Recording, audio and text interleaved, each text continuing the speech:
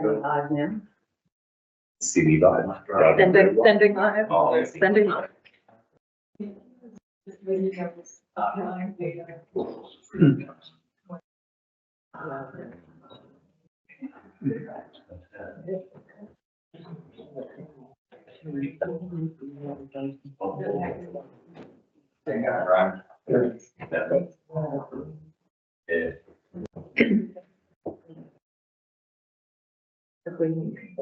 Yeah. Yeah. Okay, is everyone ready? Welcome to the Teviot Valley Community Board meeting Wednesday, 5th February. A fairly light agenda this morning. We've got one person speaking in the public forum.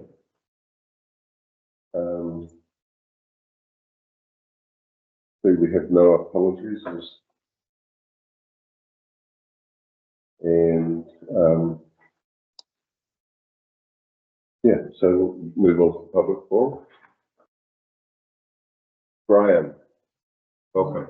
Morning all. Morning. Thank you very much. Got to take a chair at the table with you. Okay. I just come in here about, last time I was here, you'll know I found out about burns, and I asked you to back me and not have heard any about it.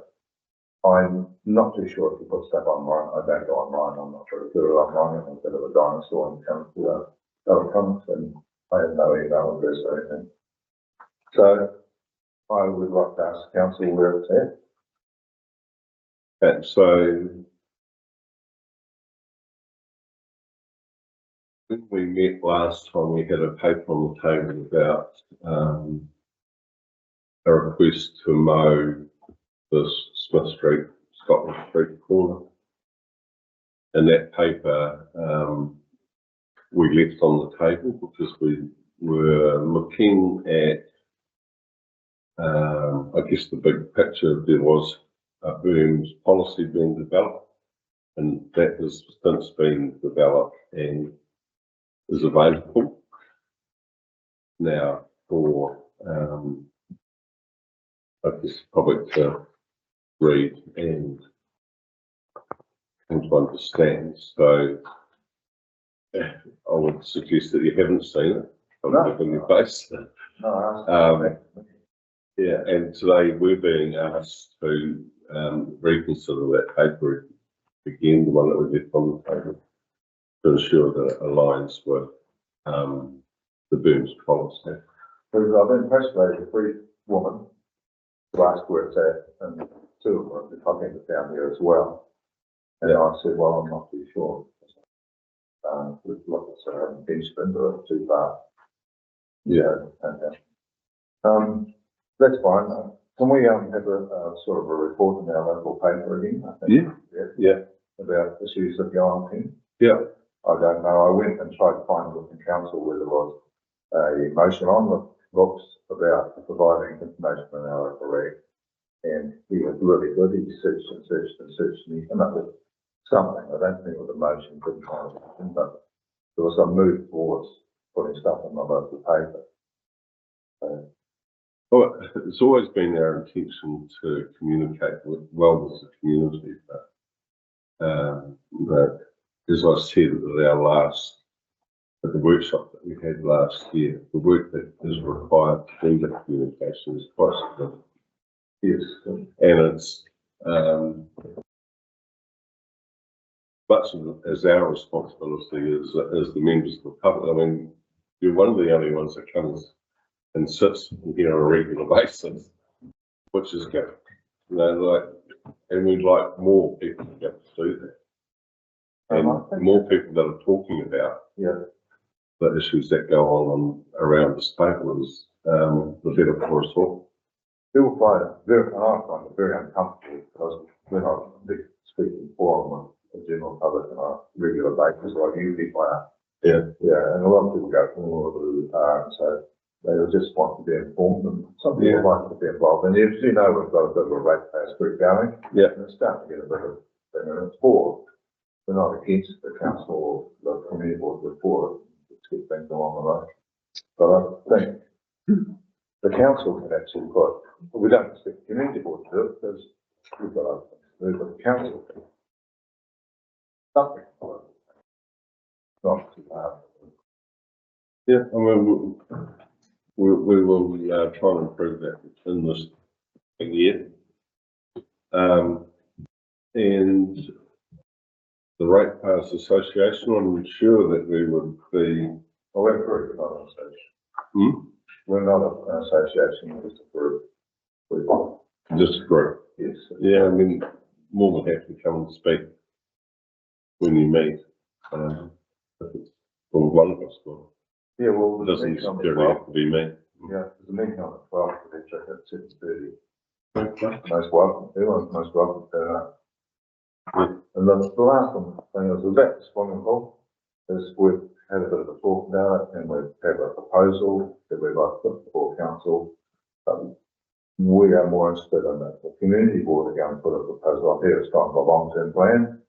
And if the community board are going to put a proposal on what we'd like to be alongside it, know what it is, because there's only two bodies that really make any difference, and one is the community board and the other is the full committee when putting proposals forward for this. So I've approached a couple of people within the, one person, sorry, within the full committee, Chris, and what we've proposed is what I'm board with, but it still remains in the hand of the council run the day-to-day situation, like guards, paying wages, the responsibility of that. So that's ongoing, obviously, but I'd like to see more public meetings about it before. Before it goes to the long-term plan. So we have supported it being put into the long-term plan process to initiate consultation. Okay. It wasn't asked of us to support the divestment or not, but to support it going into a long-term plan process, which enables or initiates that consultation process. And I think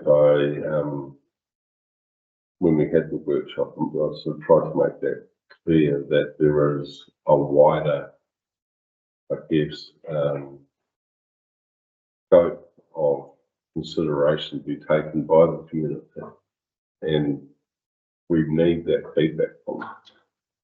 People went away from that meeting and they weren't too sure if that was where it was going. So Okay. that's kind of more important, more open. Yeah. Well, the council meeting was after that workshop on the 18th, wasn't it? So we didn't know then either. Yeah. What the decision would be. I made this down. Well, we all know what's going on, but I made came here to put it in the public. So we are actually getting out there and telling the public what's going on now before council. My proposal. I mean, the discussion that we had at the workshop was to try and get people to understand just what it's going to take to run the book. Yes. And it's not just about, I guess, sitting on a committee and organising people. It's actually being there. And as Sally and her team have found, that even though it's for 3 or 4 months of the year, it's very intense. There's a lot of responsibility. It's the liability is the big factor. And it's, The liability? Yes, Our committee is Yes. liable. and we all understand that. I think everybody understands where it's going there. And so the liability in that goes back to the council and the administrator. That's great. And then I think the full committee, a lot of weight goes off there. Because I think they're trying to put it in mass at the moment because of what Sally just said. So once that weight goes off them, then it's a lot easier to run. so the quid pro quo is that for councils to do that, there is a cost. Oh, for sure. And rating, we're not against the rating for our board within our own ward. Not interested in having a general rating across the table, focus across the whole of Central Day. There's only 2 or 3 of them, I know that, but the amount suggested was $250 odd extra on our rating. People are looking a little bit sideways. Okay. So Graham, just in regards to the burns, I did get back to Anne-Marie after the council meeting, and I did also speak to one of the ladies at the top of Scotland's group to let them know kind of what the process was to, with our burns policy. Okay. So. When you're going to speak to Anne-Marie, she, in my opinion, if she responded, that makes the burns her problem for her concern. When I say she has nothing to do with it, not her name. She has no interest in it one little bit. And same with people, and I think the same people we talking to at the top end of town. Once they engage in even getting a works order, then they engage with the council over something that's not their concern. Okay, Okay. Did, Thank you very much. Sorry. Did the berms as a subject on their agenda, as the first item on the agenda, do you want to stick around for them? If you're going to stick around, if We you, delight.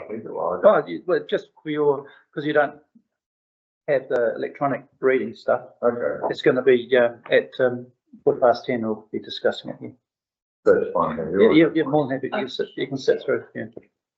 so I've got a copy of the policy here for you, Graham. And Thank you. I'm not sure whether you want to after your last comment or not, but there is a form that you can fill out and give to the girls at the reception out here that will initiate, I guess, the process of getting the burn mowed by the policy. No, that's that engagement that you were just talking about. But it's up to you if we, or Anne-Marie, if you want to. She has not said anything to me about it other than celebrating. Okay. That's all. Yeah. But that, so, okay, so I'll turn that around. That's the communication that we're putting out into the community about around the burn. And the advice that we're giving people is that if they do have it,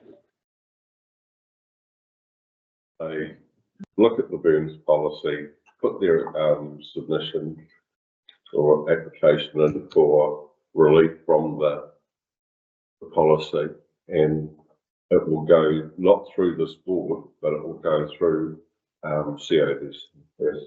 engagement with CODs. So we don't represent anybody that has burns. We represent the ratepayers group. The main concern was the amount of money that went out of the valley elsewhere that was designated as the mowing burns. And that's the real. What to explain Especially that after to me? that 30% gross increase. They do that. That is where the concern is. It's nothing to do much with it. That's the difference of the topic, isn't it? As part of it, yes, but that is where our concern really went, which that started our concern off. But the Right. money stayed in the Yeah. parks budget. We just didn't increase rates. So, but what, if I understand what you're saying, Graham, is that there's a 30% rate rise. And that's going out, that money is going into the ballot, is that what you're saying? Yes. Yeah. And It's also, not about the $26,000 at all. and the digitalisation of the parks and reserves, it went out of the ballot. Yeah. It didn't stay there. I think. Well, it hasn't yet, because the digitalisation hasn't happened. So how much do we spend on like, so that 26,000 is going to parks and reserves, cycleway? Cemeteries, trees. Yeah. 155, Yeah. 155,000 a year. Yeah. Funny, because when the cycleways first came in, at the first meeting, I asked if we were going to be rated on them, and we were told no. And now we are. We're not, We're not, likewise, we're not. we're not. We're Okay. talking about walkways. That's the cycle trust. That's, Yeah. yeah, okay, Yeah. that's fine, thank you, I don't mind getting that wrong, it's all good. Anyway, thank you for your time. Okay, thank you for listening. I appreciate it. Thanks, Graham. Cheers, and thank you. Keep coming back. Right, so.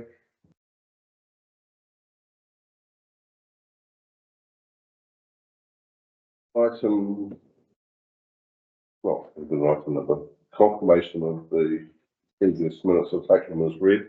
Yeah. Yep. I'll just move that, the minutes of the 10 to 5 meeting be accepted as 12 direct, and have a second, please. Yep, I second that. All those in favour say aye. Those against say no. Carried. Once again, I'll just remind you of the obligation for declarations of interest. And if there's anything on the agenda today, please let it be known that you've had a potential for interest in that. If not, all well and good. Has anyone got anything to declare? No.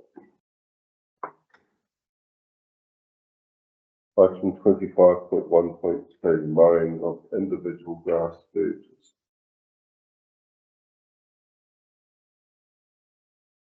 Well, Mr. Bailey. Okay. We've covered most of this, but yes, from the last, from your December meeting, the original paper was left lying on the table. Well, council considered a district-wide grass verge policy, which they have put in place at their December meeting, and that took effect on the 1st of January. And now online is the application form for Roxburgh residents only who can apply for assistance with some criteria for council to mow their verge to stop it becoming a hazard. So I think the process would be that original paper people, I think bespoke, bespoke and be directed to the forms online, and then that would take its course through the process.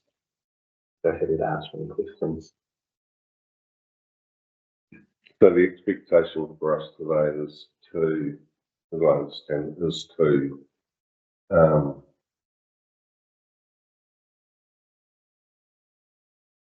respond to the individual request as per the paper, rather than as opposed to approving the or responding to the burns policy. Is that right?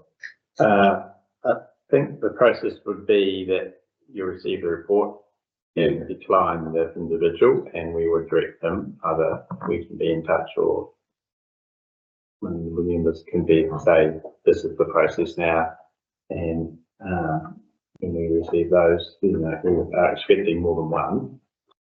We had more than one come, that you know they just need to meet the criteria, which is generally the size of the bird, deepness, the age of the person, or their ability to use those or mowing. So those criteria that we actually talked about here at the last meeting that people raised were trouble for them to mow verges, so they are part of the criteria for consideration of the council system. And who's the decision maker on that? Possibly me at this stage. Yeah. Okay. We need to look at the verge and Yes. see if it's right. Yeah. Yeah. Some of them are very steep. There's one at the top end of Yes. Roxburgh, and the person whose house is outside of that have no intention of trying to mow, you know, for their own Yeah. safety. And they would, yeah. Once We again, acknowledge that. it's council land, and it should, you know, like you guys came in, you took over the cemeteries when you knew that you could not afford to mow the burns.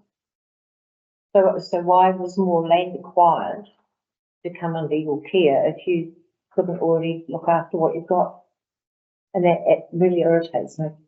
But I don't think we can go with trustees disbanded and wanted council to take them over. Well, there was We no had no discussion in Ettrick about the Ettrick Cemetery at all. There's nothing. We've had this discussion. I know, that it's not up I to us to understand initiate that, discussion. but still more land is taken on when it's proven that council cannot afford to look after what it's already got. Well, the person on the street, Can't do it. It's not about that. Well, what is it about? They're saying that they can't afford to mow the burns. There's no money It's to mow not the burns. about affordability. It's about an effort to keep a lid on rates. And this is the discussion we We shouldn't have to pay council to look after their own land. It's their land. Also bringing us into line with everybody else. yeah, We don't have to be in line with everybody else. We don't have we don't have a district that's in line with everybody else with the age of our group. Yeah. You know, if you look at our age demographic compared to Cromwell, you're looking at heaps of things. And that is why this policy's been developed, 0.2s for property owner by way of illness, age or similar restrictions. Yeah. Yeah. But I do have I feel, and I know you've indicated that's possibly up for a review in a year. Twice a year is probably not quite enough, in my opinion. And that piece of land outside of Emery's, it's a big piece of land. It's a baseline. It needs to be looked The after. 2 times a year is the baseline, up to the discretion of. Yeah, and it's right up for a review to see how it goes. So would 0.3 of that policy for a case by case review of villages that don't fit 0.2, is that the same, twice a year, up to twice a year? Well, yeah, that's right, case by case. So, yeah, we'll look at those. And once they get yes or no, then I'll be quoted again. Yes or no, you said no. You know, we need to go and look at it, see what the issues are. It's really case by case. Yeah, that's right. Okay. Genuinely. I mean, Yeah. like you guys see, we have the team down here regularly, so case by case and make the most of the machinery. And could I just make sure it's clear and correct as well? Both decisions, the cemetery and the burns, fall to this community board. The community board made decisions on the burns. The decision was made based on the fact that the board didn't want to put the rates up. The rate pay, that's where the decision sat. Those decisions have come previously. So it wasn't council who made those decisions, it was the community board, council rate.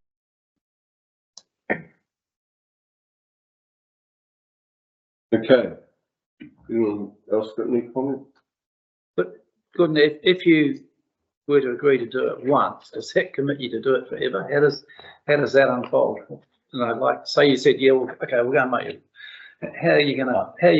I might even pick that one. I'll just give an example of like, we live in Cromwell and, everybody looks after their villages slightly differently, you know? Yeah. And so people move into a house and often people go, actually, I want to look after that to a much higher standard. Please don't touch my villages council. Yeah. So it's sort of like, I guess, swings and roundabouts with that kind of stuff, you know, is that, if that's what you're sort of asking at, the person moves on from the house. No, I'm just saying, like, if someone puts a request into Gordon, can you come, you know, like, I'm old, can't do it.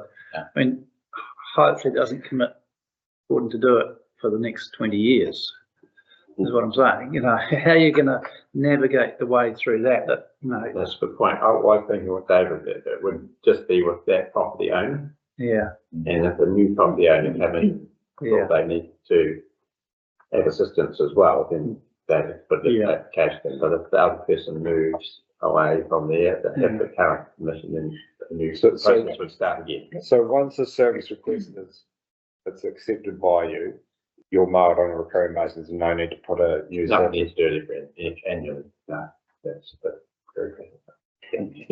Double checking. More work for us. Yeah. Okay, so 3 other people on this table. Yeah. we've been asked to receive and accept the level of significance of this report and decline the mowing of grass version and core Smith and Scotland streets. Right. Option 1. Which is recommended that we do decline it. Option 2, that we do mow it.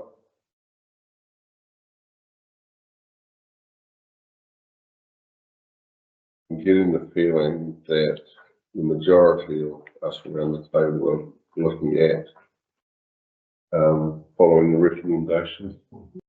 I think given now there's a village policy in place and there's a pathway for it to be done through direct channels, it's not our call on mowing it. So yeah, we accept the recommendation. So I'll move a motion then that we do receive the report and accept the level of significance and B, decline the mowing of the grass verge on the corner of Smith and Scotland Street in Roxburgh. All those in favour say aye. Aye. All those against say nay. No. Do you like that recorded? Yes, yeah. Okay. And the seconder for that first. We got a seconder? Yeah. Oh, yeah. Sorry. Carried. It's good.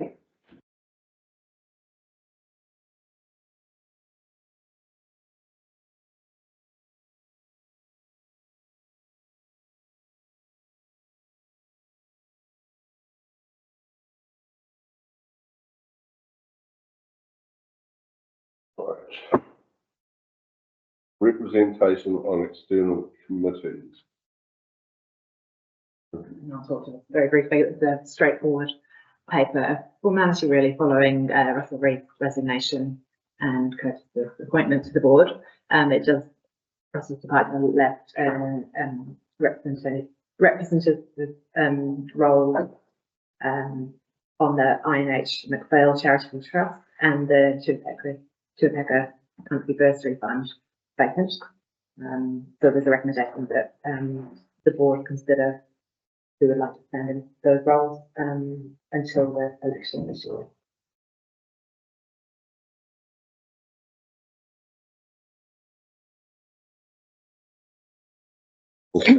What is this Tupaca County Bursary Fund? I mean, what was Russell representing?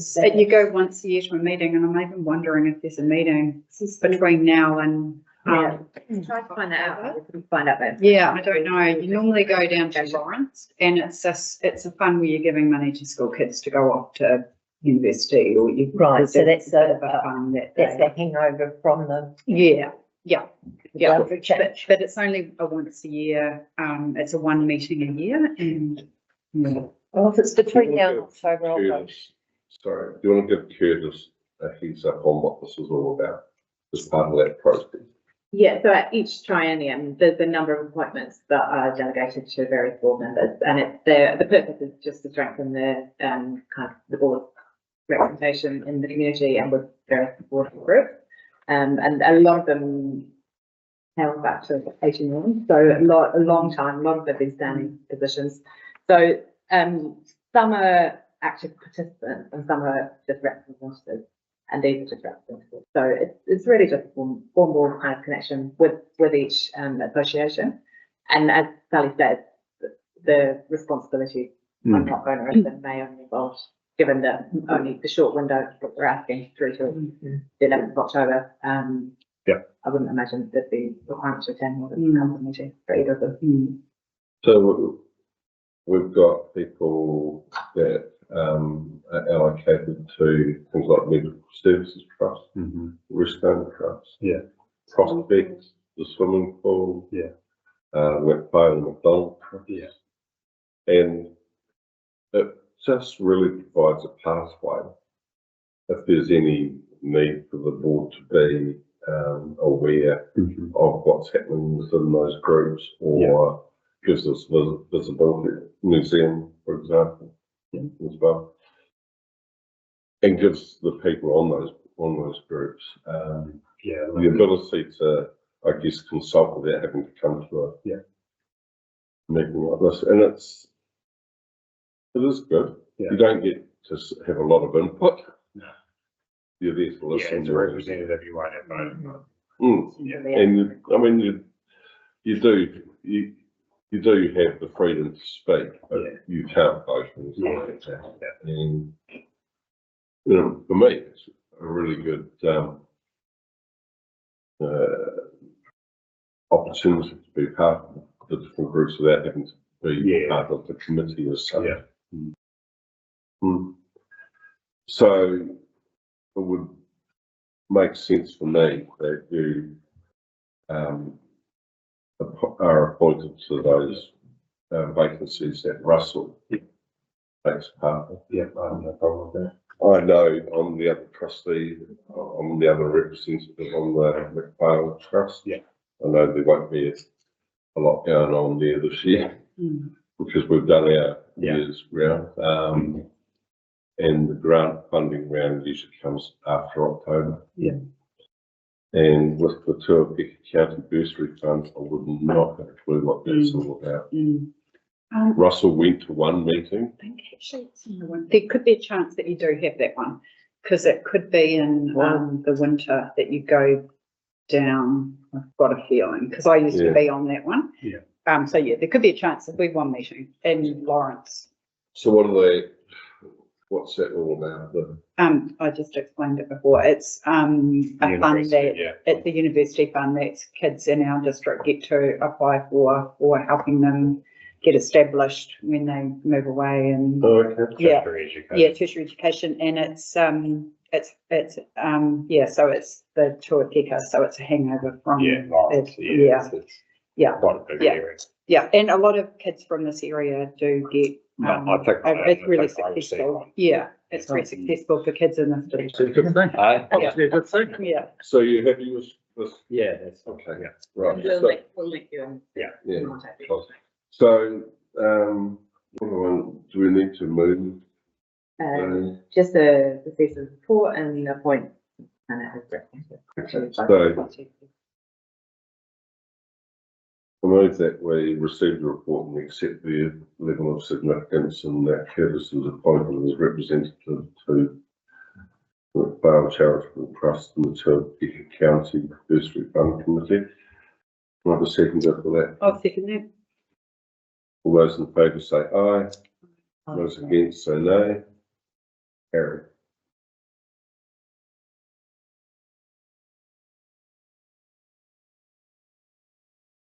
Right, but no mayor's report this morning. Mayor's report.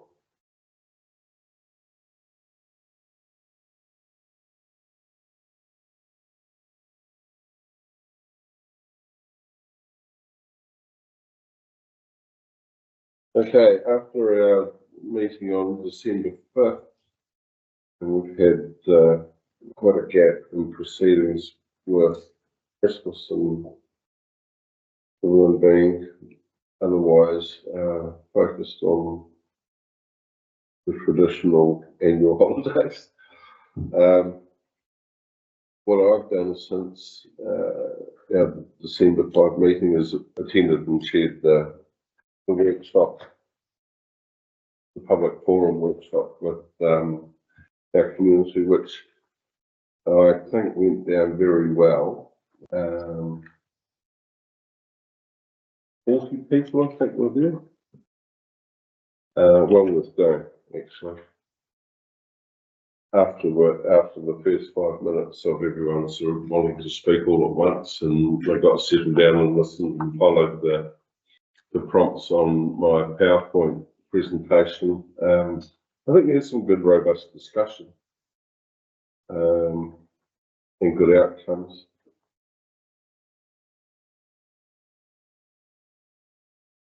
On the 18th of December, I attended the council meeting in Cromwell and just gave an update on where we got to with the issues at hand around, I guess, with burn mowing and the pool were the two key things. Other than that, it's just been general fielding inquiries about burn mowing, basically. There's been a bit of feedback about the divestment of the pool and people wanting the opportunity to speak to it, whether they do or not, and come to understand it better.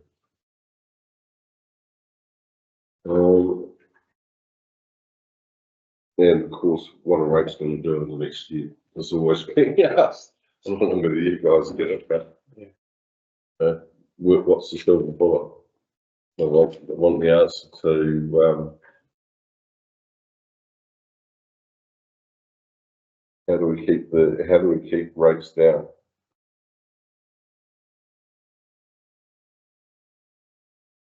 That's about the sum total of my report. This time I've covered off my other points in our mentors only discussion before about as a board us focusing on keeping a lid on rates. But how we go about doing it, I'm not sure that we can overly influence the rate dollar, but we can certainly take an approach where I guess we can take on board what the community are asking us to do and communicate well with them.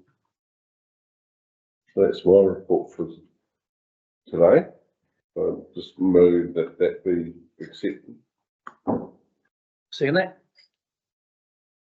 All those in favour say aye. Right. Those against say no. Carried.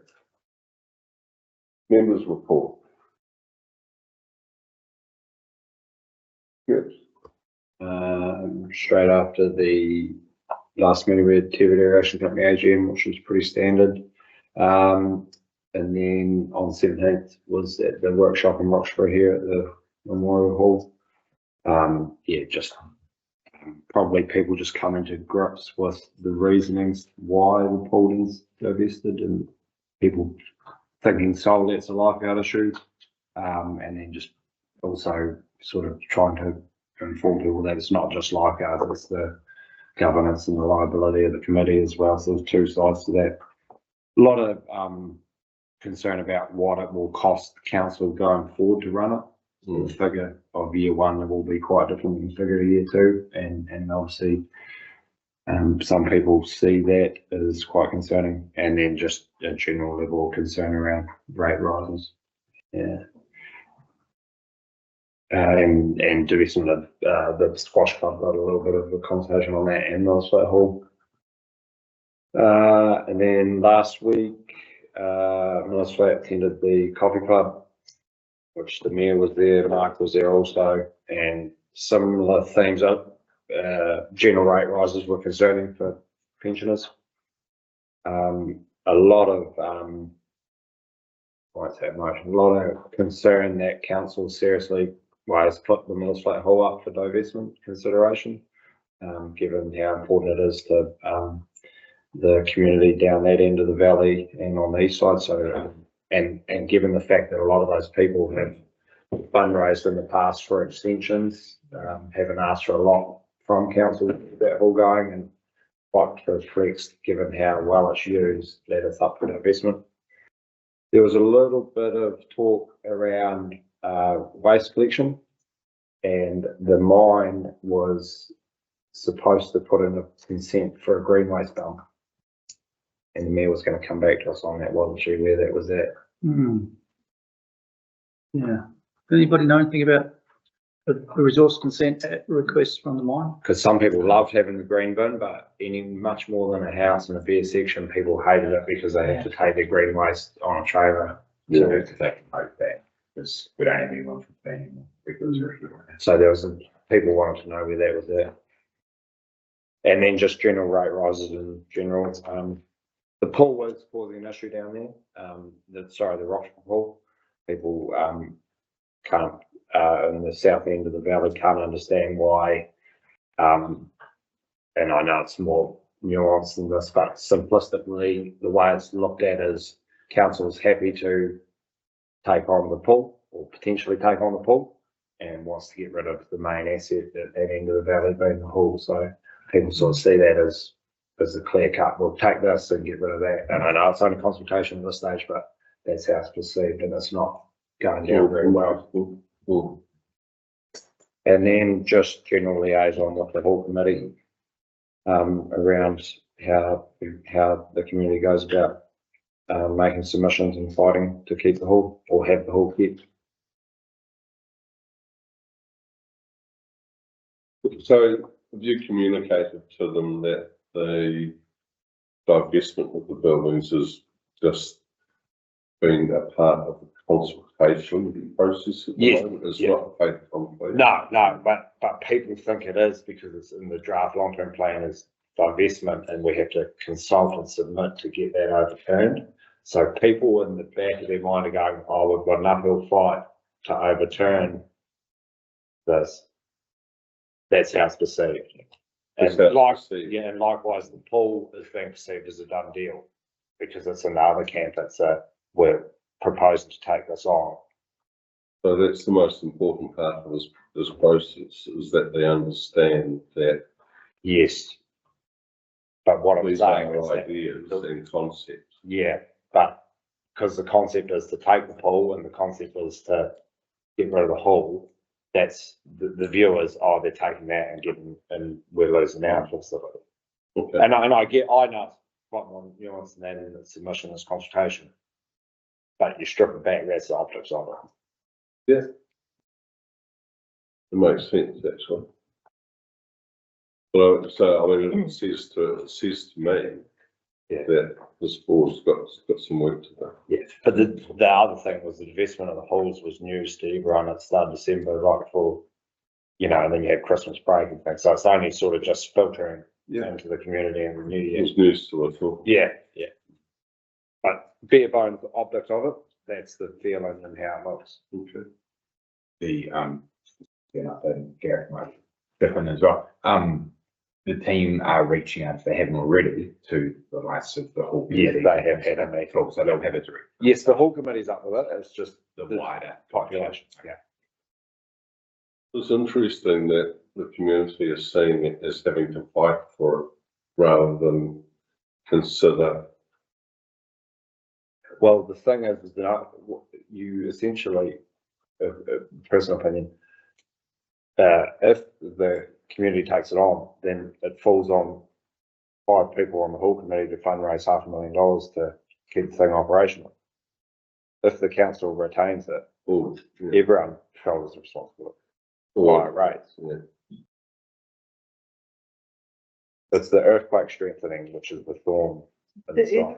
That's not for 50 years that they even be thrown out yet because it's ridiculous. And the quote the council came up with, probably, you could probably get it done for a lot less. Yeah, but just in dealing with what was presented to us at the minute, being that figure. Yeah. From I've had that a, conversation. from a council perspective, at our meeting in December last year, we decided that it wasn't up to councillors to decide which halls should stay in and which shouldn't, because there isn't following a due process for the community to have consultation. So the reason that the Millers Flat Hall is still up for discussion is that we feel like the whole community should get to have a say in these halls. And there are some halls that aren't being used, and I'm not saying for 1 minute that Millers Flat is one of those, but there's also some committees that are quite keen to take on halls, and they've got really great ideas for what they want to do, and they're really excited about it. So every situation is different. And Famer also said in her report yesterday at BCB that none of these halls are definitely off the table. You know, this is what this whole consultation process is about. No, but the problem is that some halls have been brought in already and not up for discussion. Oh, yes, so the property team's already picked which halls they're happy to keep, and it's the rest that are, you know, your point is very valid if all the halls that council owned and operated were in the long-term plan, but they're not.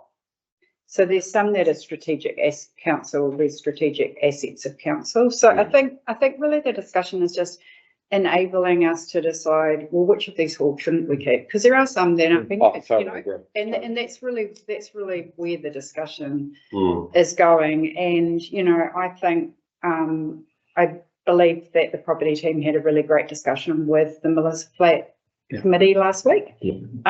So I think they've got some, you know, they're going to put their thinking caps on about what they want to propose.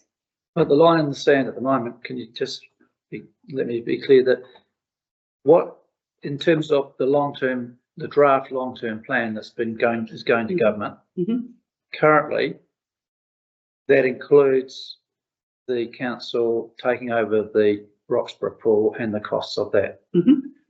And that also includes that the council divest the hall, the Millers Flat Hall, and don't have that ongoing liability. That's just a stake in the ground. Like it's, and now both of those things are up for discussion, and they might stay in that situation, or one may change, or they both may change. That just wanted to understand that. Cool. Thanks, Chris. Okay, so community board wise, on the 6th of December, I met with Kath Kelly down at Grover's Hill because she's keen to put some mountain biking tracks in, and I had some school kids that had been building jumps like on the walking track at Grover's Hill, which wasn't ideal, and we wanted to find them a place that they could put their start building some tracks. So I met Kath down there to see what her vision was so that I could then meet the kids and give them a place that they could go. So Ben from Sports Central actually, with a school teacher, went down there with the children after I'd shown a spot that the kids could use, and he went back the week later and spent 2 afternoons with the school kids, helping them with a shovel, helping them actually get started. And then one of the parents had a digger, and he's gone in and put a little track in for the kids and got them started. And Ben went back, I think, a couple of weeks ago to have a look, and was quite complimentary about the progress that they've made since he was there. And he is keen to set up a junior committee with those kids to help further develop the site and then look after it going forward. So it's really great. So these kids have got a place that they can go, and all happened before Christmas. like So whereabouts is it? So when you go down to Grover's Hill, like if you from the town end, Yeah, when you get to the end of that little road, you normally go left to go around the walking track. So Yeah. if you went sort of straight ahead and I guess sort of more right, Around the and base you of the, follow, you're around the base of the hill between Grover's Hill and the golf course. yeah. There's an area in there, and if you just keep walking along that track, you'll come to it and you'll be able to see it, because there's some quite big jumps and stuff that they've put in. It's fabulous. yeah. I'm glad Yeah. that's Yeah. a good. Yeah, and they Campaign. go down there, and I see them cycling through town quite a bit, heading down there. So yeah, it's really great, and it's just organic, like they're just sort of making it happen from kind of nothing. And Kath does have quite a vision of what she wants to do, but I think she's just been kind of flat out with other stuff, and she needs to get some people on board to kind of get in and help her start building up some tracks. So. And I think Ben is also keen, maybe at some point, to even get someone down to who is professional at building jumps and stuff, just to give the kids a bit of direction. So when they're building their jumps, they've got a little bit more of a skill set as well. So it's pretty cool. Yeah. So that was that. 14th of January, I had a Teviot prospects meeting. And I've had several council meetings since we last met. We had, on the 11th of December, we had a workshop where we talked about fees and charges and development contributions. This is all feeding into the long-term plan. The 18th of December, we had a council meeting where we approved the draft grass purge policy. It was agreed to add vesting of the Roxburgh Pool into the long-term plan consultation document, and also I think we might be discussing this later at the meeting, but the Teviot to be added to the temporary alcohol ban for Blossom Festival. We've had quite a few issues with people going through town from south up to Alex, and we were really actually the only town that didn't have a ban in place. So it just gives the police the tools they need if there's issues happening on the main street during that. And that's actually up for consultation at the moment. So it's on the Let's Talk platform at the moment. So if anyone wants to have their say on that, they can. 27th and 28th of February, I am going to be attending the All of Government Conference in Wellington, followed by the Rural and Provincial. And we will get to hear from Simon Watts, who's the new Minister for Local Government. And we are going to be hearing from experts around increasing transparency on rates oversight and the benefits it delivers to communities. And we'll also be tabling discussions on the biggest challenges facing councils and communities. So I'll be able to give you a bit more of an update after that meeting.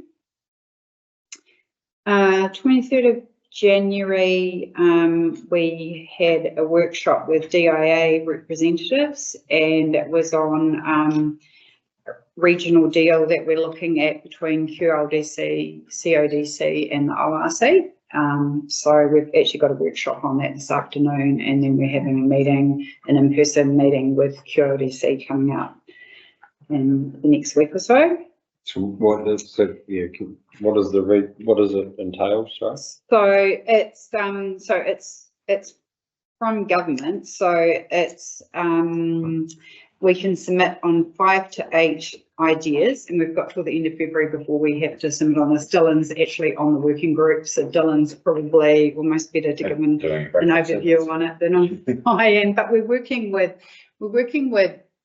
got to find mutual agreement between QLDC, CODC and the ORC so that we can. So you're looking for synergies. Yeah, we're looking for synergies where we can have economic benefit for the whole district. So I think it's, I think there are some good things like for the region, we're looking at tourism, we're looking at other opportunities for other types of business growth other than tourism that could stretch across the districts. We're looking at affordable housing, we're looking at roading infrastructure, we're looking at health, we're looking at how we can, and there's already been conversations with inland health. So those are the types of things that we're working on.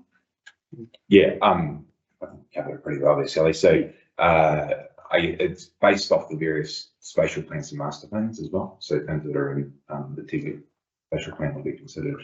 Yeah. And so one of the directions from DIA was that we can't just dream up new things. Yeah. They have to be things that are down on paper and plans already.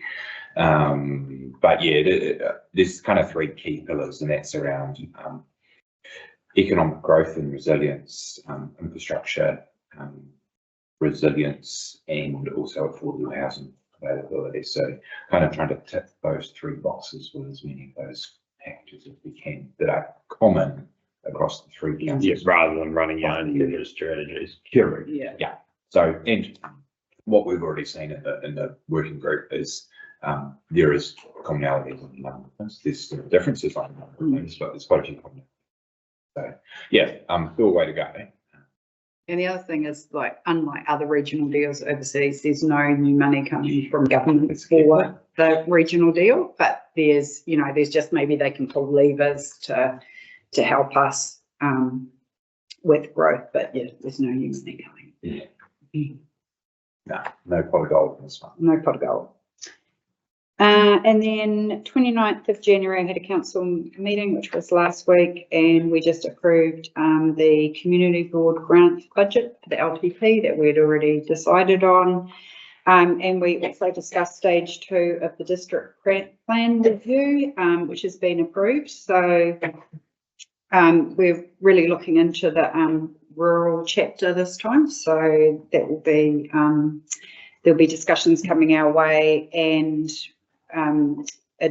also the implementation of the Teviot Valley spatial plan and a review of heritage provisions will all be part of this process. So that's going to be, I think, over a 2-year period that this next stage of the district plan happens, but there will be a big rural focus on it, and there will be a lot of stakeholder engagement. So I know that Anne's got she's got a bit of a timeline happening. She presented that to us, and there will be a lot of opportunity for stakeholder engagement on that.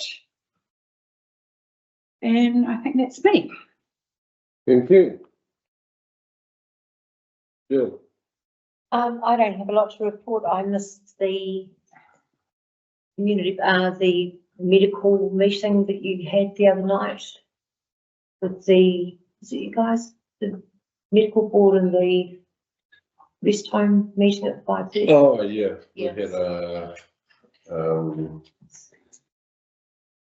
a combined meeting with the rest home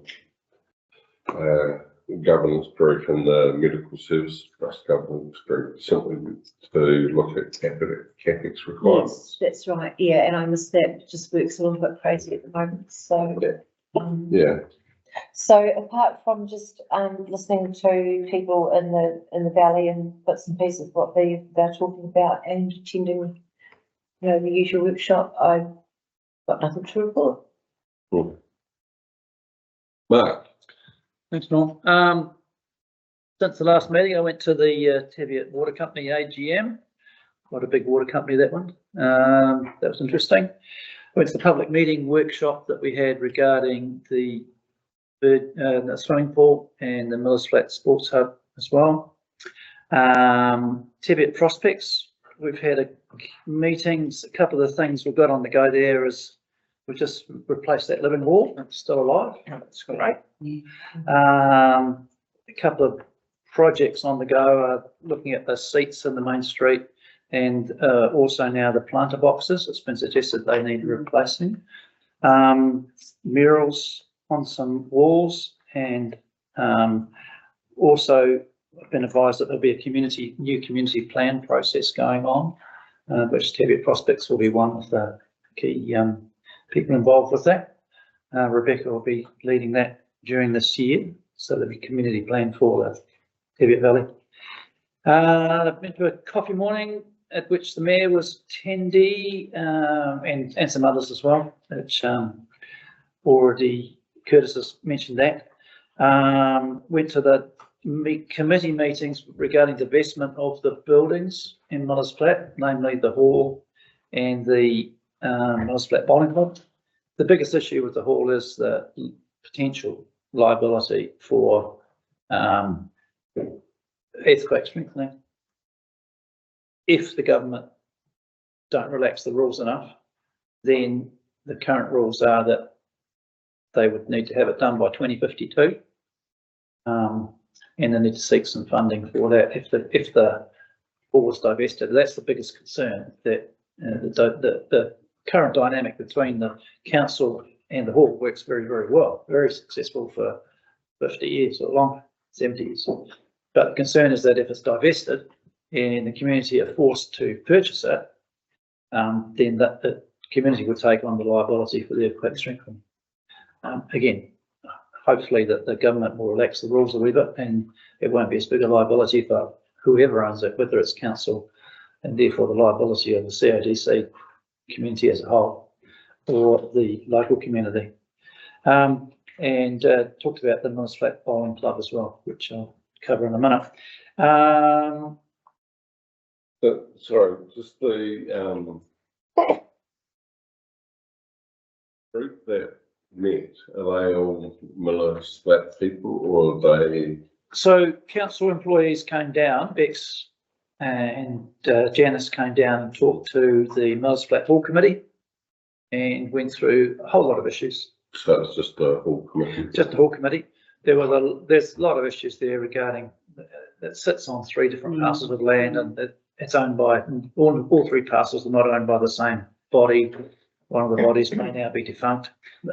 One of the owners, part owners. So there's a lot of stuff to go on there.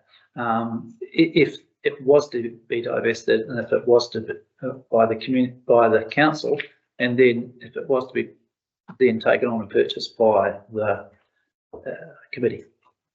So the next phase of that will be some public consultation in March.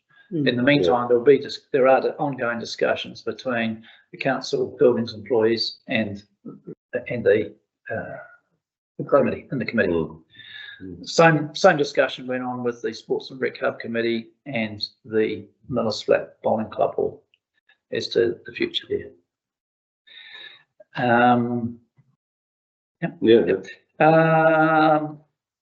So I had quite a bit of feedback from ratepayers about Paul and the Verges. Personally, I spent quite a bit of time on reserves, on financial reserves for the Teviot Valley financial reserves. And hopefully we'll have another chat about that later as to the future, the current situation of those reserves and the recent degradation, and B, the future status of those Teviot Valley financial reserves when it comes to districtisation. And the biggest thing I've been working on lately is the Millers Flat Sports and Recreation Hub. So we've had some public workshops, we've had committee meetings, we've had various letters of support, notably from the Roxburgh Area School with the Millers Flat School. We've got quite a lot of public funding, local funding already secured, and looking to get some funding from other community groups to assist us with that. Spoken to Ben at Sports Central, he's pretty keen on it, and yeah, I look forward to that progressing.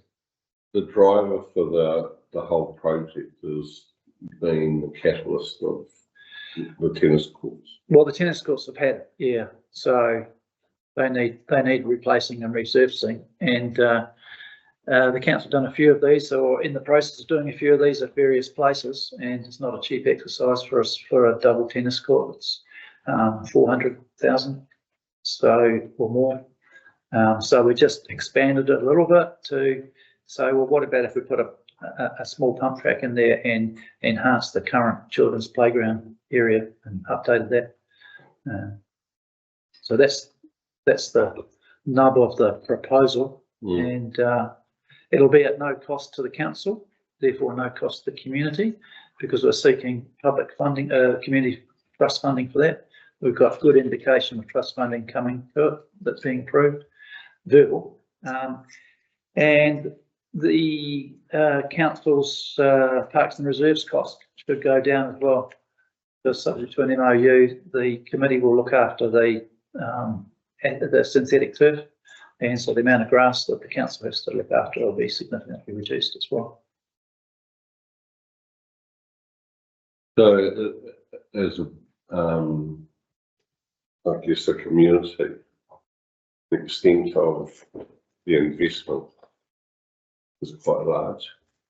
In total, the total project is 650,000, and we think that probably around 100,000 of that will come from community donations and sources, and we'll see, yeah, not as flat, yeah, and we'll seek 550 from the other funders, is broadly. So hopefully we can go ahead with that, and those funding rounds are start in March. Hopefully we can go ahead with that, and then those approvals will happen. I mean, these funding sources are, some of them are 6 monthly, but some of them are annual. So reading between the lines, if we were to get this funding now, then that's out of the way before potentially there's any other request for funding in 2026 for other things like earthquake strengthening or any other projects that come along throughout the CODC. So what are your plans for taking it to the wider community to see if they agree with the need for that level of investment?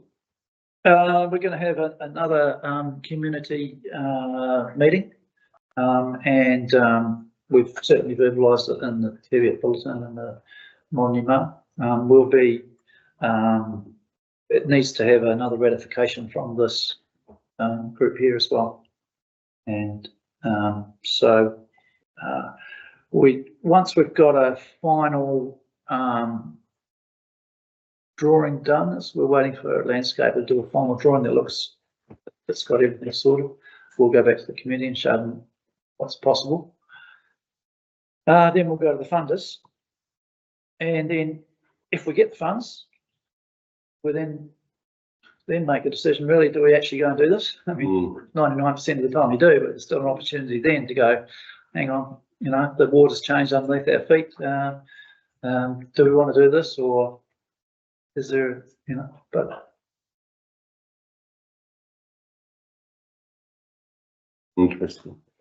A few years back, I don't know whether you remember, Sal, that there was a group that tried to get the tennis courts underway, and they didn't quite get the momentum they needed.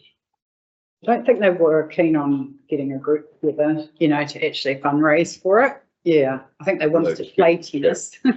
Yeah, they wanted to play tennis, but they didn't want to necessarily. Yeah. So, I mean, we have got an active committee working on this, and that active committee is also put their hands up to be the management committee moving forward as well. Which is pretty important, as you're saying. And that committee is separate to the committee that runs the swimming pool, and it's separate to the committee that runs the Moss Flat Hall. So it's not like overload of work for, you know, the same old people. These are new people, and great support from both schools as well. Roxbury Area School very keen to see it happen, because it'll allow things that we haven't got: tennis, netball, basketball, pickleball, hockey, soccer, cricket. Pickleball is going to be a great one to have on the ballot. It is, so long as there's no neighbours, because the noise is staggering. All right. I just move that those were, was it the? Yeah, that's it. Yeah, that's it. I'll just move that those reports be received. I have a second. Yep. All those in favour say aye. Those against say no. Carried. Okay, item 25.1.7. Governance reports. So your name all attached to the items in this. I did a small presentation for this, so again, as you read, Billy, Yeah. just a good overview of the legislation process.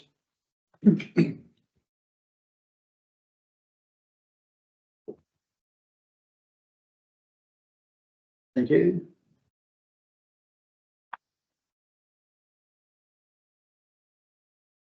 Obviously, we've gone through the last quarter of last year. We went through a bridge assessment and posting exercise with our bridging engineer. And a number of bridges, including bridges that were already posted with weight restrictions, but also some new ones that hadn't had postings on in the past or were identified through that. So I just want to talk a little bit about what the process is. So we've got our hands tied with a little bit. All bridges in New Zealand have to be assessed against what they call the New Zealand Bridge Guideline Manual.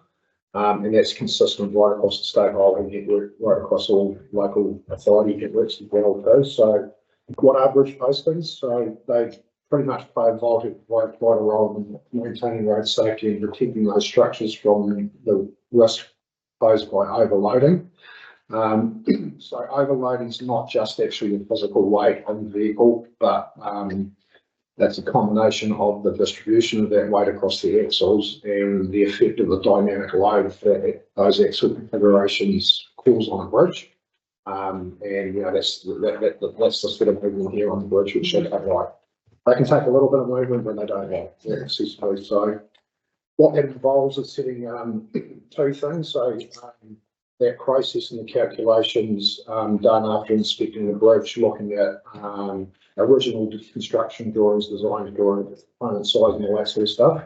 The engineer will look at setting the maximum weight limit, not just gross, but per axle as well too. So obviously you basically carry heavier loads and reduce your axle loading, which can help you across some of these structures.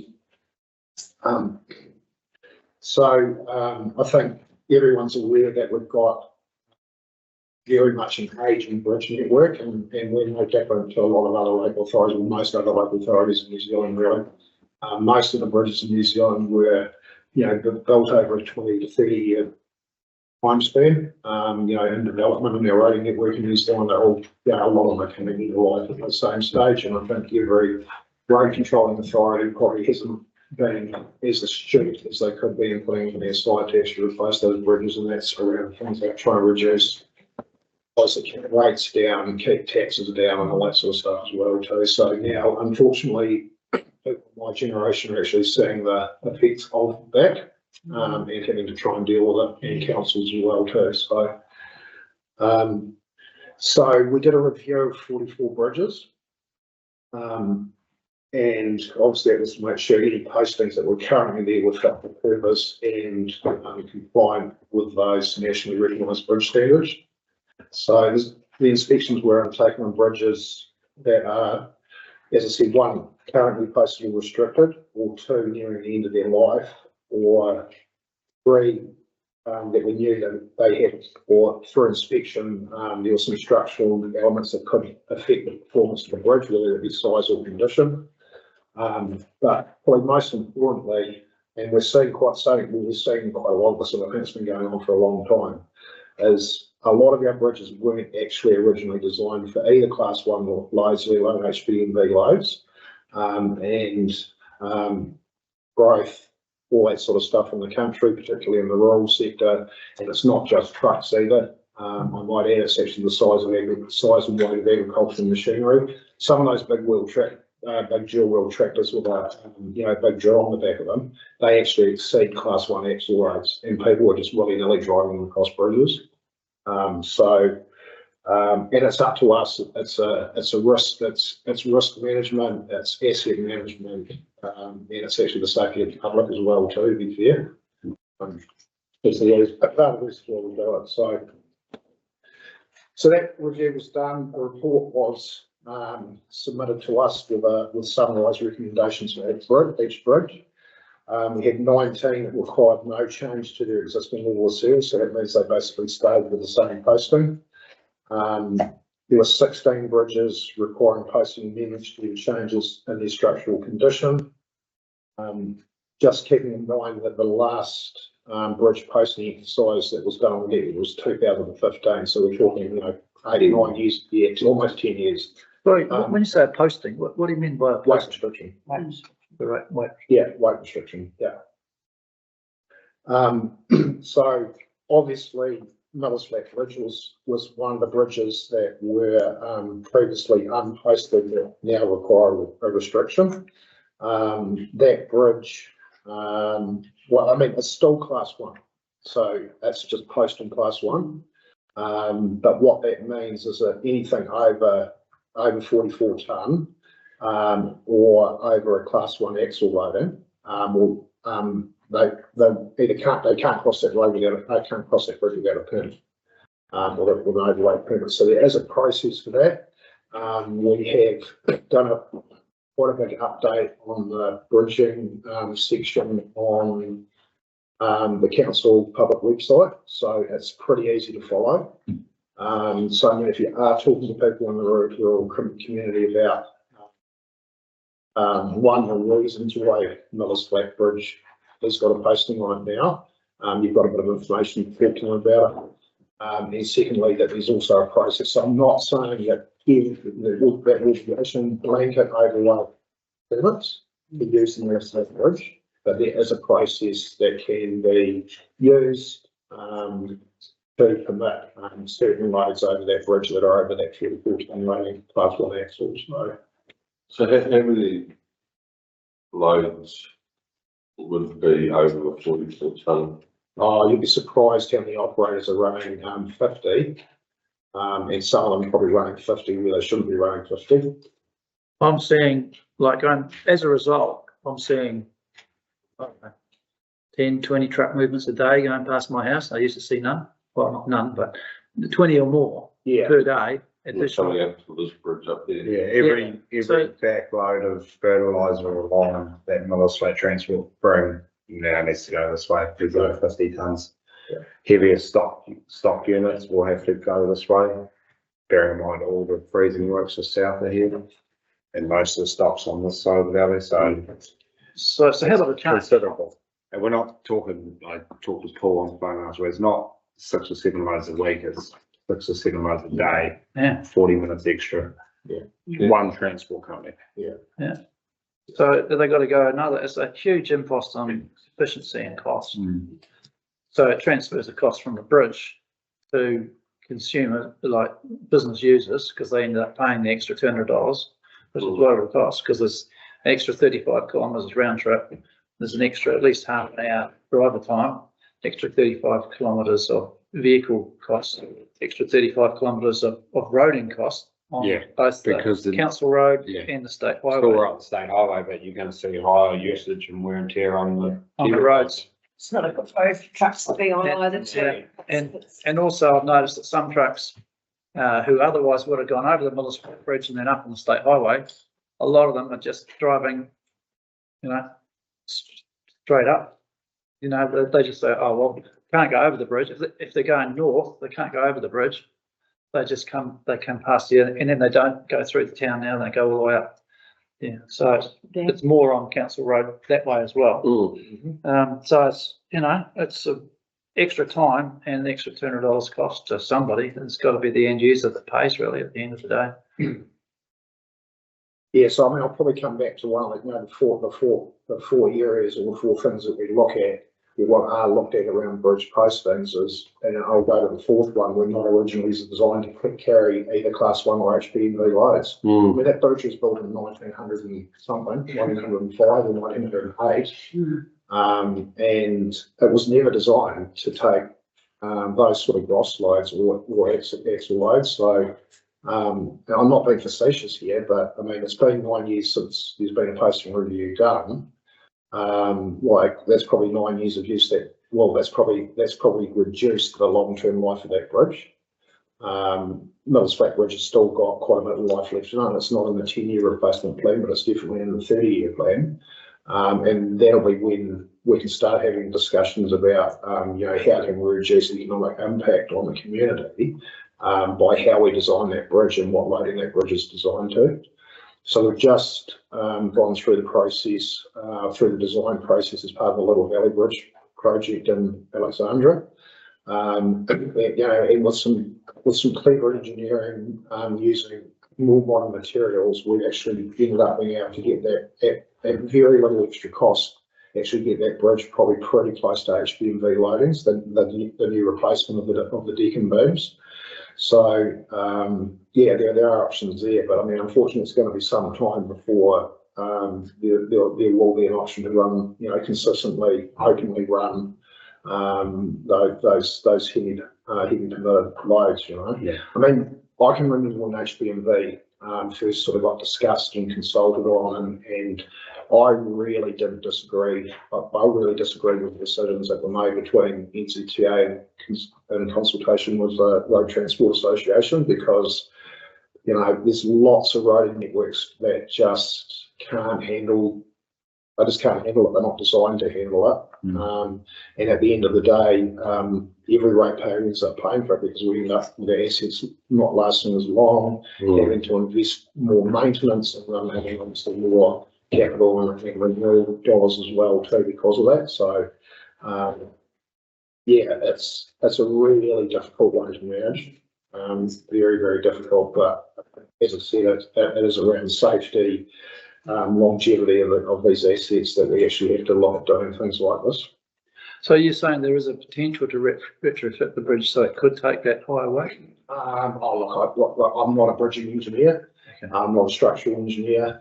But I'm just saying, you know, when you get into that level of detail like we have with Little Valley Bridge, you know, for very, very little additional cost, we can actually provide a bridge that's got a high level of service at no real extra cost. And that could be the case when we start looking at that. But I mean, you're talking a few $1,000s when you start looking at and doing bridge design and things like that. So So it wasn't on the table when they designed the works they recently did, that when they closed. No, that was just wear and tear. So that was around the passing of the bridge deep to the abutment, and the rubber jointing compounds to basically stop that wear and tear on the steel and concrete parts. That was a good job, by the way, in terms of community consultation beforehand and involvement, and, you know, getting it done on time. And so it was, everyone was, you know, no one wants it to be closed, but they were closed the way that you did it and the way it was implemented. So well, Yeah, it was not done. Yeah, I mean, our contractor they are generally pretty good with communication with the community when they're doing work. And I mean, that's one thing I will say about Fulton Hogan. I mean, you know, all the people that work on that road maintenance contract, you know, they live in the district. They don't all live in Cromwell and Alex. There's, you know, quite a lot of them in Ranfurly, so quite spread across and they are actually vested in what they do. It's quite interesting. I was reading an article, I can't remember the councillor's name in Clother, and he made a comment about the fact that you know, both councils but also their contractors and suppliers actually need to be vested in the interest of the community. And I think it was a very good comment. So yeah, thanks for that feedback. I'll pass it on, Mark. Thank you. Yeah. My concern would be further reductions in the 44 tonne limit. Do you envisage? I know you can't tell us, but like, is it subject to further downgrades in the future? Well, how long's a piece of string? Yeah. I think I talked to you on the phone about the fact that we are going to put divers down in the next couple of months. Because I suggest that if it's if it's downgraded to 44 tonnes, that new bridge might need to be in your 10-year plan pretty smart. Well, yeah, as I said, and that may or may not be the case. And I'll give you another reason, when Wakatahi replaced the culverts on the state highway side, where do all the trucks go? Yeah, Across Miller's Flat and up. Yeah.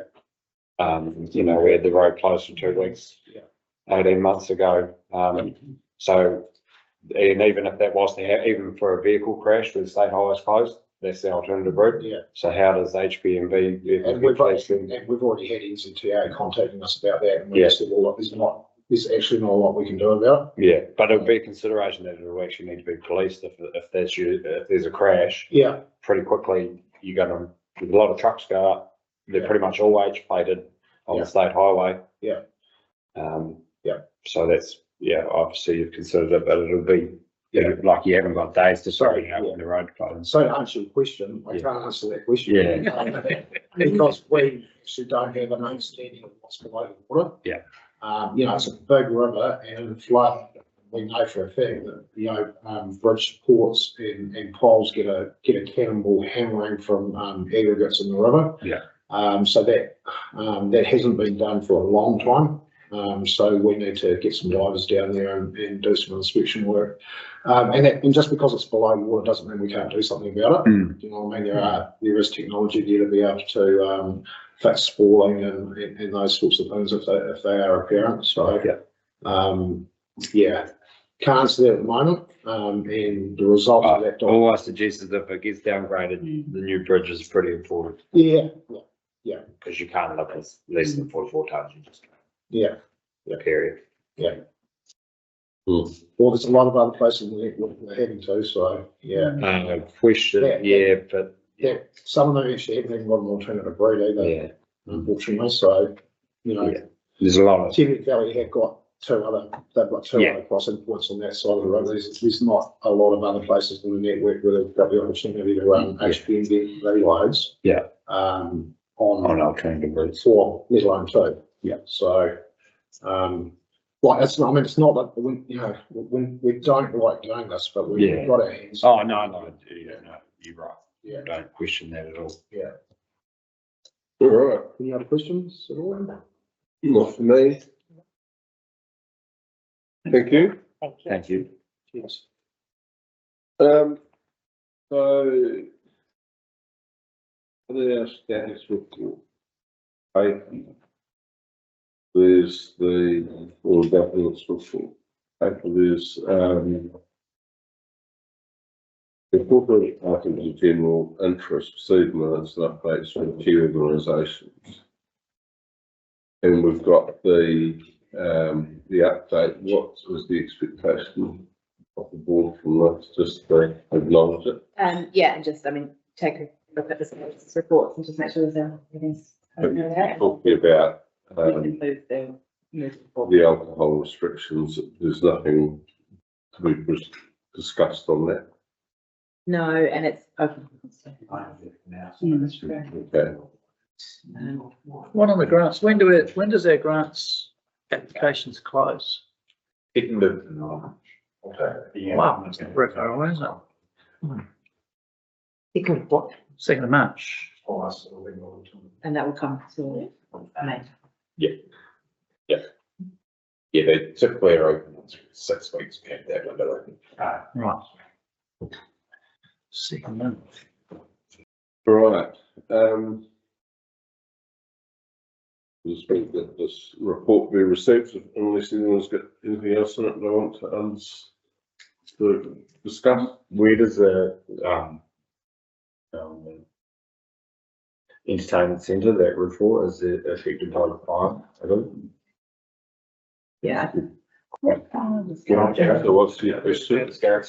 Well, I just wanted an update on the entertainment centre. I see it's in the report here around the maintenance project, and it's still open, so does Very the, serious. I think that we're going to do a report from property team. Who's liable report for that? Right. Giving us an update on how that has affected the project list. oh, sorry, it's here, I was looking at the bottom, it is here. It's old electrical. New. That's what I was looking for, I was at the bottom of it. It's like always. All of the Yeah. stuff. Oh, we had it the other way? Yeah, I thought you did have that way. It used to be that way. Yeah. It's probably probably about a year ago, Consensus was that it made more sense to have To a have it read. at the most recent spot. Yeah. Yeah, we're all government stuff. We're all good. Absolutely.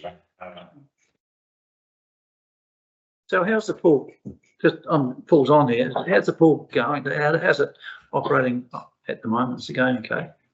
Yeah, we, you would have seen it, we put a, notice in the bulletin because we had some, Vandalism, yeah. not vandalism, but, just kids that weren't following, following the rules and putting us in a situation that we shouldn't be in, and including the person that was supposedly meant to be the 18-year-old supervising them. But, generally, it's going well. People are enjoying it. Right. But the no lifeguards thing at the moment is not, it's not a absolute critical, It's, no worky sort of thing. yeah, I mean, the pool still ticks along, but it's not ideal because, there's antisocial behaviour that's happening there that is actually ruining it for people that are going in there Which trying to enjoy it. lifeguard would be able to say. Yeah. Yeah. And, I was talking to David about it as well, and, there's, he said that Oh, yeah. they've got some of their other pools, there's, I don't know, some kind of jump thing that kids like doing at the moment into the pool, but because there's a lifeguard there, they can manage that and they don't actually stop it. But if there's 6 people there lane swimming and those kids are trying to do whatever it is they're trying to do and they're interrupting people that are there swimming, then you've got the ability to say, hey, actually, just not at the moment. So they're, they're here. The ladies' swimming shouldn't be on when the kids get out of school and when when it's a heavy usage time. Well, I don't think that, I mean, I think that's right. I think a lot of people that swim laps go in the morning and different times. Yeah. Yeah. But yeah, there's a bit of The best I've had on the pool has been people that are using it, they love it. Yeah. Yeah. Makes sense. Cool. Right. Well, I'll just move that this report be received. Have a second, please. Yep, I'll second that. All those in favour say aye. Aye. Those against say no. Carried. At this point, I will excuse myself from the meeting. I have another commitment I have to head to. Would you take over the chair for the last item? Sure. I'll do it from here. Yes. No, you got to sit You've got to there. sit at the head of the table. It's the TV that's presenting Yeah. anyway, so. Thank you. I like your haircut, by the way, looks good. I was not going to choose. It's the wedding haircut, isn't it? It's the father's bride haircut.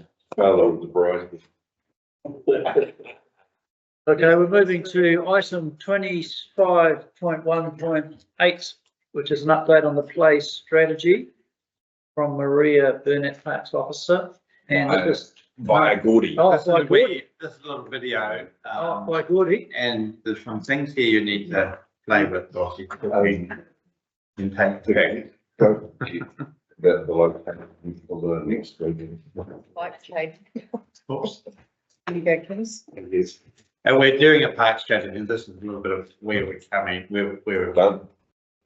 what we're doing and where we're going over the next 6 months. Really, it takes about 8 minutes. All the best, Norman. Have a Thank you. great weekend. Yeah, Okay, that's right. Sorry. Thanks.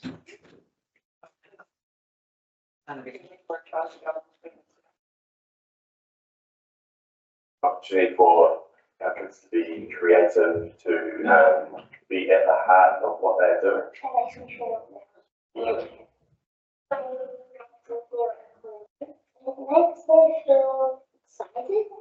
It's important to give our children the skills that they need later on in life, or taking turns, cheering. It's wonderful things for their brain. They can get bigger and stronger. And as an educator, those things get a big tip from us. I really like to play because you just get freedom. It's really good. Dear Coach, before we begin, we'd like to give you something small to hold in your hands. Which I've got. These simple toys, a spinning top yo-yo, a Rubik's Cube, they might seem nostalgic, but they represent something powerful. the universal and timeless nature of play. Now I want you to take a moment to think back to your childhood. Close your eyes if you want. Picture yourself outside, running, jumping, climbing, making up games with your friends. Maybe it's in your backyard, by a street, by a river, or even in the wilderness. You weren't following the rules and you weren't keeping score. You were just playing. Now open your eyes. That feeling of freedom, joy, and discovery, that is what this project is about. Today I'm here to introduce you to a bold and exciting step forward for our district. The launch of Central Otago's first ever play strategy. This builds on the valuable insights we gained through the district vision at Mahi, where we listened to the voices of children about the future they want here. The message was clear. Play matters, and they want more opportunities to explore, imagine, and move. This is about more than playgrounds. It's about ensuring that play is an everyday part of life in Central Otago, for everyone, everywhere. So, what is play and why does it matter? When we talk about play, we're not just talking about organised sports or structured activities. Play is unstructured recreation for no particular purpose. It could be climbing a tree, riding a bike, skipping stones, or beating a gambling spot. It's spontaneous, creative, and it belongs to everyone.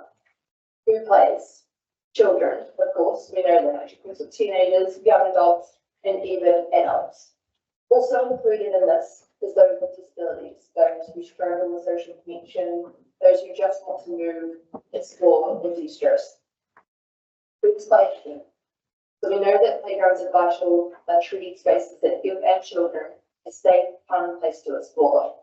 And we also know that play can happen anywhere. By the river, on our bikes, in the wilderness, or in cul-de-sacs, on quiet streets, and in unexpected places. Why does play matter? Play is a fundamental right, so it's enshrined in the United Nations Rights of the Child. It is essential for development, helping children to grow physically, socially, and emotionally.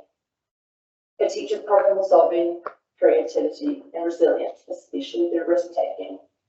And research backs this up.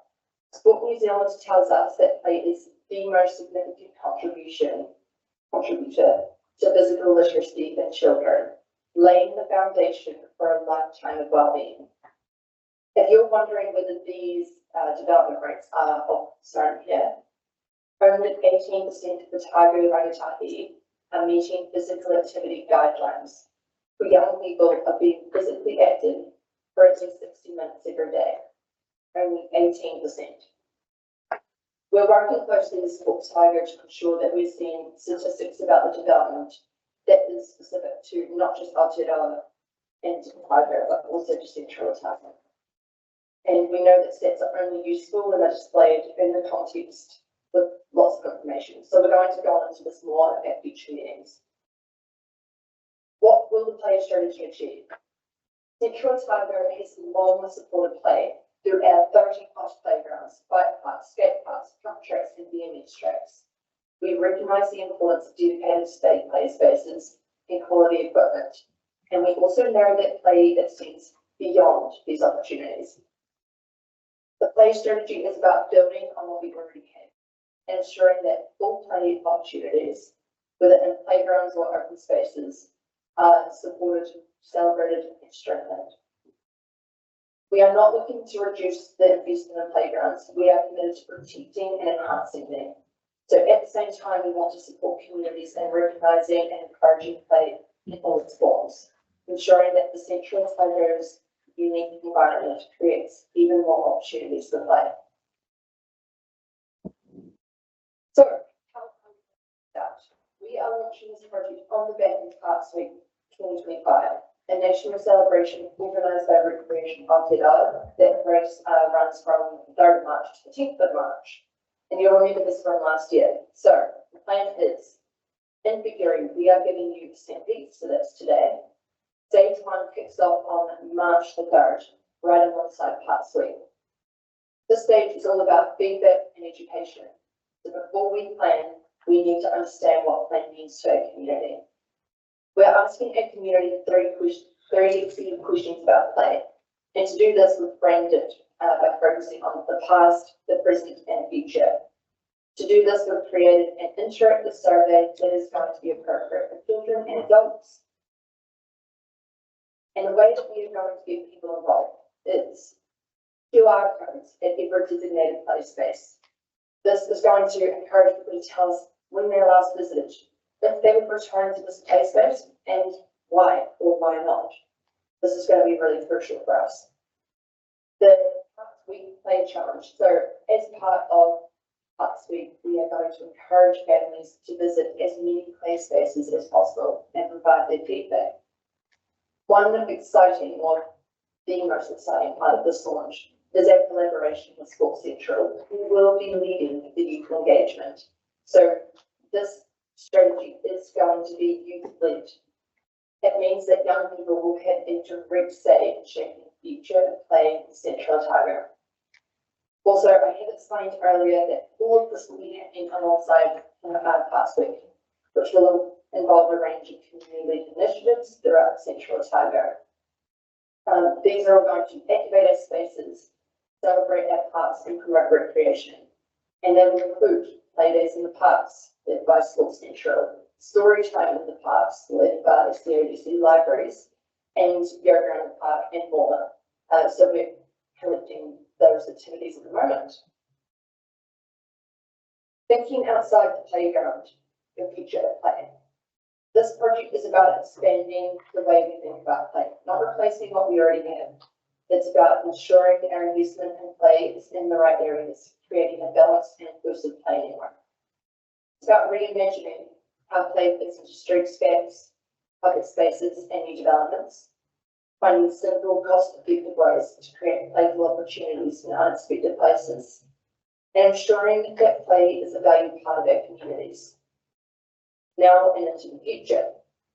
To help lead by example, we are asking each collective member to please take a photo of themselves playing in Central Otago to show that play is not just for kids, so we will be in touch about that. The next steps. Introduce stage one. I've already told you about the purposes of gathering feedback and educating the community. This is just the beginning, so there are multiple stages ahead. And while today is just a brief introduction, we will be diving deeper into the details in the coming months. So further steps will involve collaborating with collective members, engaging with key organisations, community groups, and shaping the play strategy itself. And we will be diving into the details with you on that at the next meeting. So today, we're not just introducing a strategy, we're starting a movement. This is about creating a playful, vibrant Central Otago where play is an everyday experience for kids, for teens, for adults, and for everyone. What can you do? You can talk about the strategy in your community. Send us a photo of how you play in Central Otago and think about play in your own life. What it means to you, what it means to your family, and what the future of play should look like in our district. This is just the beginning, and the way that we are thinking about play is shifting, and we need your support to make this a success. So let's launch this play strategy together, and let's get our community playing. That's just a preview of what's coming up for the next few while. We'll be engaged at some point. Don't need any feedback now. This is a national strategy or just? No, just for the district. Yeah, right. Just accept them while preparing them. But that, and it also helps where our investment might go, because as we know, the you, I think, it's still very expensive, and what the kids want to see because it's fun. I have a bit of a problem with involving kids. You know, we tried to get a skate park here. It took 16 bloody years. By the time the child who wanted it, by the time they got around to it, she was in university. You know, and I have a problem with children being involved with council. I also have a problem with council being involved in something like play, because that's not your area. you know, Thirty-four play playgrounds. is something. No, I understand that you look after them and you have Yeah. playgrounds, but you know, play is a family thing or a kid thing. It's, But the No. council's an enabler of that, isn't it, you know? oh, that's Yeah, true, no, that's true, that's but you right. know, you can't, you know, you take your kids to the park. This is one of the most incredibly well-used parks ever. It's amazing how much traffic is in that little park, but I'm not sure if What they're saying is they're reviewing how they do it and what the future is, and have we got it right? Have we got the right number of parks, presumably Well, they'll we look need at to what have we've a got. park within 10 minutes walking of everybody, you know, for everybody. That was at the last meeting. Miller's Flat Sports and Recreation Hub will provide. Good promotion. Like, Ranfurly is possibly a good example, where the community was asked, including the children, Yeah. what they wanted in their playground, and that was taken on board and put in place. No, use it. And it's well utilized. Yeah, We've done. Ours is incredibly well used. You're doing one now, which is going to be Yeah. fabulous. Miller's Flat, we did a survey of what the children want, and you know, I think we need to, so we're looking at that. And They all need refresh, they're all very tired. Yeah. And play with moves and continual moving, Yeah. rather than natural playgrounds now. that's And something. a great example as well is the little bike thing that Bike. we've set up for the kids, because that's, That's fabulous because the kids are doing it. Yeah. but that's also been a joint venture with council because it's their land and they've given us permission for those kids Yeah. to go there, and it's just organic, you know? Yeah, that's all about that. Play is more organic now than it used to be. Yeah. It's quite structured, swinging the side and seesaw and around about. I've done more of that now. So is there a work program for playgrounds like there would be for replacing No, bridges? one will fall out of this, yeah. Because I don't think the council can afford to upgrade 34 playgrounds. No. So, Some of the pieces of equipment we looked at are $40,000. Yeah. yeah, See, we But that's what I'm getting at. There almost needs to be a plan. deferred So to this will be in the the- long-term plan, Curtis, we put, there was going to be looking at a slide replacement, which, and a bit of other equipment. It's going to be what, 32,000? Was it? So we put that on and put it into the long-term plan. You know, it's a lot of money for a slide. They spent $600,000 at Parliament on a slide, didn't they? Yeah. Christchurch spent how many million on that Margaret Meating thing? Yeah, Very yeah. popular. Yeah, 60 grand for a seesaw in Main Street, didn't it? Yeah, problem is that So does the play equipment all come from one company? I mean, is it like? No. like or Play equipment. can we put into our the community about it? Well, they all need to meet safety standards for children. That's the key, and that's how cost control, you know, they need to be robust, safe. And I remember the monkey bars on Easter. Yeah, that's right. They're not, no longer. But I also think it is good to talk to the kids, because that's where, like, been talking to the kids at school and realising that kids here are, you know, they're really into kids in Central Otago are really into mountain biking because of the trail network that we have. And, you know, we could just go and build another playground, but it might be that actually playgrounds are so last century and kids want to do something else. So it's good to be. So much opportunity. It's already here. You know, it's not like living in South Auckland. You know, where your opportunity to get to a river or a park or something is so small. Right. So that's coming along. Thank you. Right, your toys back? Yeah, I do. This is great. They're all bloody great. I know, I hate to read it, that's why I didn't do it. I was looking for the yo-yo. You don't know where that. David's And non you out for 440, that yo-yo. Sorry. Yeah, all right, okay. Community board members, back to the agenda. Thank you very much, Gordon. Thank you, Gordon. Thank So the last item we have on the agenda is the date of the next meeting, which we have down for the 20th of March. And there's some discussion about the venue for that. So throw that open to the floor. With that, I would like to, I'd like to, for the board to get some serious stuff on the work, especially about the long-term plan. And the amount of rates that are going to be taken out of the valley over the next 9 years in the long-term plan and what comes back.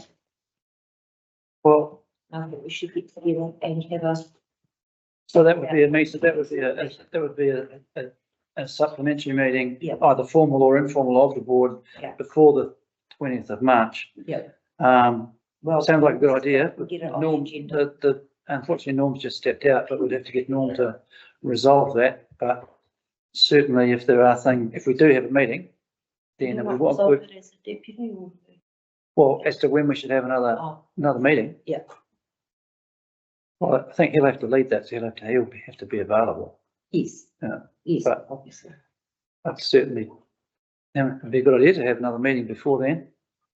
And that could inform us as to if there are agenda items that we want to post. We've already spoken earlier about the potential to put things on an agenda. Yeah. But, and the need for us all to have some level of agreement, might not be 100%, but some level of agreement around the five of us as to what's appropriate to go on the agenda. What's the process and the timeline to get something in before a meeting?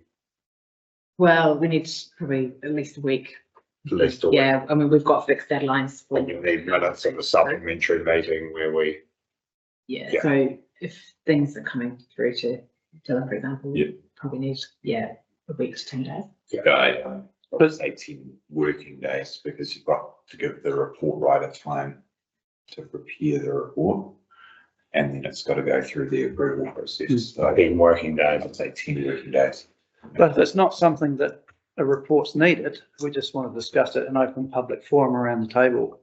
You can do that at any point during your meeting, probably in your member reports. It's a bit of time. It's kind of what you do now. But I think what you're asking for is you want someone from the appropriate department of council to highlight information on rates. Mayor, I mean, actually, the mayor's the elected representative, but there's some pretty serious questions to be asked of the long-term plan, and we need some relatively serious answers.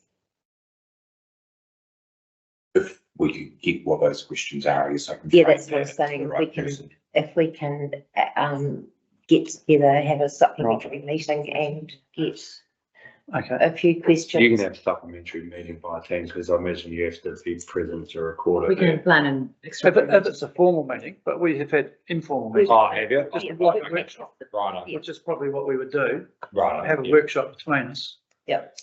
Does that suffice to add? So, But that would have to be, Because should we close up this meeting? Okay. We can discuss. all right, okay, anyway, so we agreed that the meeting is on Thursday, the 20th of March. Location TBA, shall we say? Because there has been a question mark as to whether that should be in